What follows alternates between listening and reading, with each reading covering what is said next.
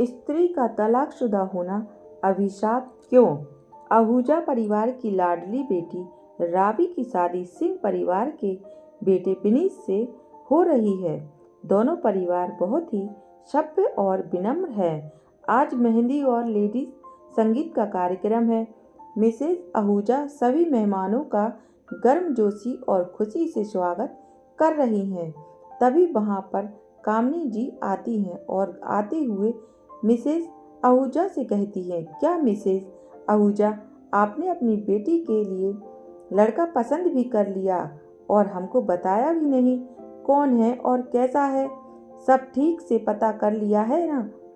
अरे कामनी जी, थोड़ा सांस ले लीजिए। हमने सब पता कर लिया है कि लड़का सीए है और प्राइवेट फॉर्म में जॉब करता है। सबसे अच्छी बात, पढ़ा लिखा और समझदार परिवार मिला है हमको अपनी रावी के लिए। मिसेज आहूजा ने कामनी की उत्सुकता कम करने की कोशिश की।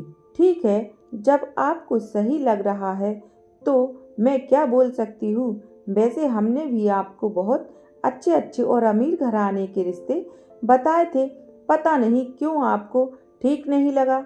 वैसे इनके बारे में आपको किसने बताया? यह कामनी जी रहस्यमयी अंदाज में बोली। मिसेज आहूजा दूर खड़ी एक लड़की की तरफ इशारा करते हुए बताती हैं कि उसका नाम तपस्या है और वह एक इवेंट ऑर्गेनाइजर है। साथ ही उसका मैट्रिमोनियल भी है, रिश्ता प्यार का है। उस लड़की को देखते ही कामनी जी शौक हो जाती है और मिसेज आहूजा से कहती है, कमाल करती हैं आप मिसेज आहूजा। एक तलाकशुदा लड़की जो अपना घर ठीक से बसा भी नहीं पाई, जो एक हफ्ते भी अपने ससुराल में टिक नहीं पाई, आप उसके बताए हुए लड़के से अपनी बेटी की शादी करा रही हैं। कामनी जी ने यह बात जानबूझकर इतनी जोर से बोली कि वहाँ सब नहीं उन्हीं को देखने लगे। फिर शुरू हो गया खुसुर फुसुर कानाफूसी। सब तपस्या को अजीब नजरों से देखने लगे। तपस्या, जिसने कामनी जी की बातें सुन ली थी, कामनी जी के पास आकर बोली, जी हाँ, मेरा घर नहीं बस पाया। एक हफ्ते में ही मैंने ससुराल छोड़ दिया और फिर तलाक ले लिया। हाँ, मैं तलाकशुदा हूँ, लेकिन आपकी तरह धोखेबाज नहीं हूँ। मेरे बारे में सब कुछ बता ही दिया है तो यह भी बता दीजिए कि मेरी शादी के लिए वह लड़का आपने ही खोजा था और लड़के वालों से मोटी फीस लेकर आपने गलत जानकारी दी थी।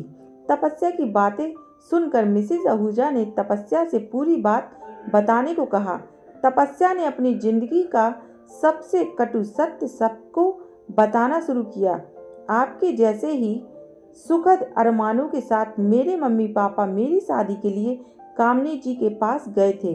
इन्होंने मेरे लिए बहुत ही अमीर घर का लड़का बताया और साथ ही यह विश्वास भी दिलाया कि बहुत अच्छा परिवार है, दहेज में कुछ नहीं चाहिए।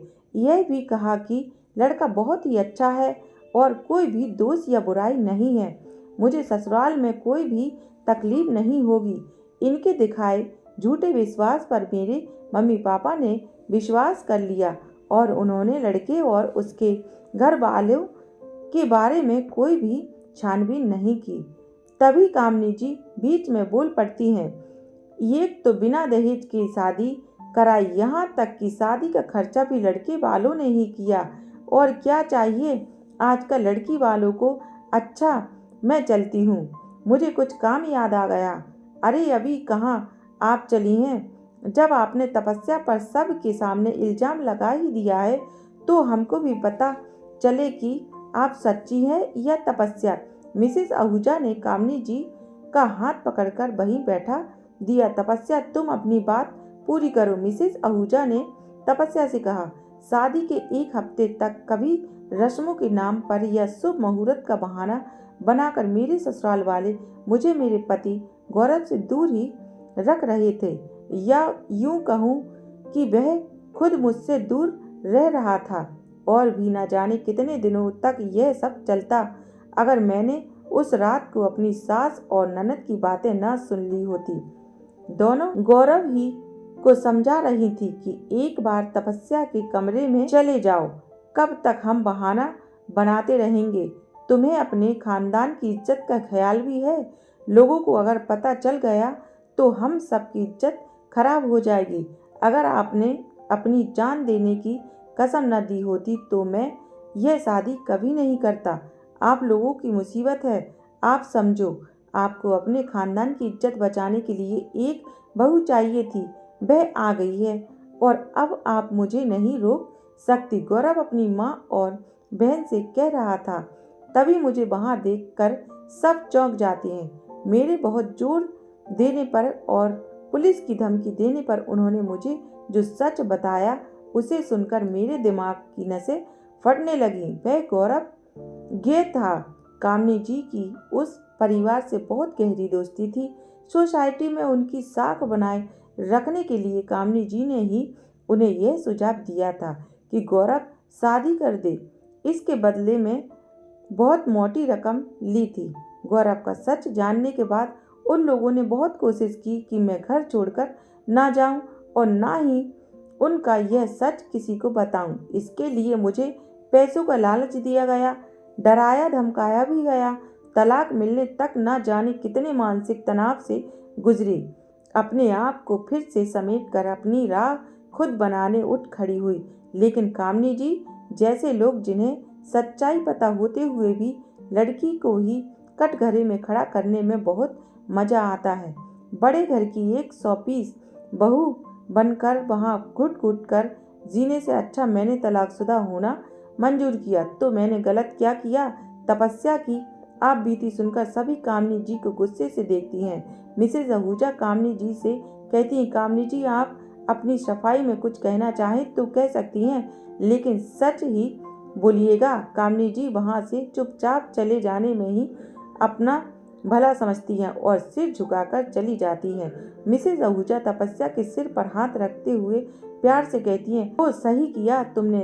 देखना एक दिन तुम्हारा आंचल भी ढेर सारी खुशियों से भर जाएगा।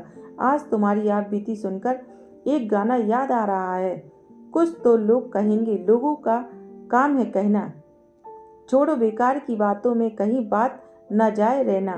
तपस्या मिसेज आहूजा के गले लग जाती है। तभी कोई चिल्लाते हुए आता है, शगुन की मेहंदी आ गई। और लड़के वाले भी सभी बारातियों का स्वागत करने के लिए द्वार पर चले जाते। आज तपस्या जैसी तलाकशुदा बहुत लड़कियां हैं जिन्हें एक विद्रोही माना जाता है।